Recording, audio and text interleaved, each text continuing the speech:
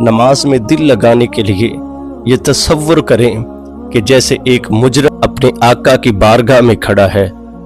جب تجھے علم ہو میرے ظاہر کو بھی میرا اللہ جانتا ہے، میرے باطن کو بھی میرا اللہ جانتا ہے، تو تیری نماز میں کیا کیفیت ہوگی۔ حضرت سیدنا حاتم اسم رحمہ اللہ،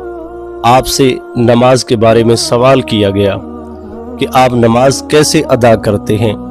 تو آپ نے ارشاد فرمایا جب نماز کا وقت ہوتا ہے تو میں کامل طریقے سے وضو کرتا ہوں، پھر اس جگہ پہ آتا ہوں جہاں میں نے اللہ رب العزت کی بندگی کرنا ہوتی ہے۔ جب میں نماز شروع کرتا ہوں تو میں یہ تصور کرتا ہوں کہ میرا ظاہر اور میرا باطن میرا اللہ جانتا ہے، اور میں سوچتا ہوں کہ شاید یہ نماز میری زندگی کی آخری نماز ہو۔ جب میں تکبیر تحریمہ سے نماز شروع کرتا ہوں تو میں یہ تصور کرتا ہوں گویا میں بیت اللہ شریف کے سامنے کھڑا ہوں، میرے دائیں طرف جنت ہے اور میرے بائیں جانب دوزخ ہے، میرے دونوں پاؤں پل صراط پہ ہیں اور میرے پیچھے ملک الموت ہے۔